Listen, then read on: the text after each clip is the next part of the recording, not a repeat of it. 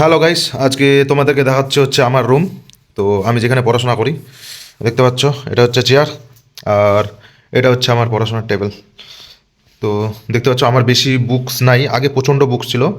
তো এই দেখো, আর বেশিরভাগ টাইম আমি এই ল্যাপটপের মধ্যে পড়াশোনা করি, মক টেস্ট থেকে শুরু করে বুকস থেকে। দেখতে পাচ্ছ তো, এবার বুঝতে পারবা। দেখো আমি সম্পূর্ণ, এটা এখন আমার কম্পিউটারের পড়া করছিলাম, কম্পিউটার ক্লাস। তো আমি বেশিরভাগ বই আর কি ল্যাপটপ থেকে পড়াশোনা করি, আর বুক এখন খুব কম রাখছি। আর যা বই ছিল সব বস্তার মধ্যে ভরে দিয়েছি। আর এগুলো হচ্ছে দেখতে পাচ্ছ সিলেবাস আমার। দেখো, এসআইয়ের মেন্সের সিলেবাস, এনটিপিসির সিলেবাস, আর ডাব্লিউবিপি কেপি, সরি এসআইয়ের আর কি, এটা প্রিলিমসের সিলেবাস ছিল ম্যাথের।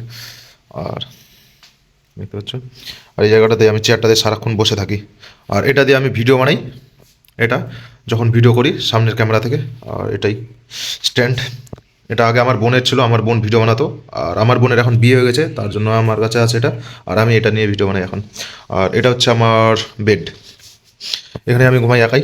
দেখতে পাচ্ছ এটা, দেখো একটু নোংরা হয়ে গেছে, কিছু মনে করবো না, কারণ ব্যাচেলার ছেলে আমি। আর বাড়িতে কোনো মেয়ে নেই, মা আছে সবসময়। আর আমার নিজের কাপড় আমি নিজে কাচি, সেটা বিছানার চাদর হোক বা প্যান্ট জামা যা হোক।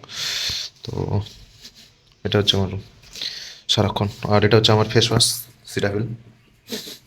আমিও ইউজ করি অ্যাকচুয়ালি বলতে গেলে। ব্যাস, আর কি দেখাবো।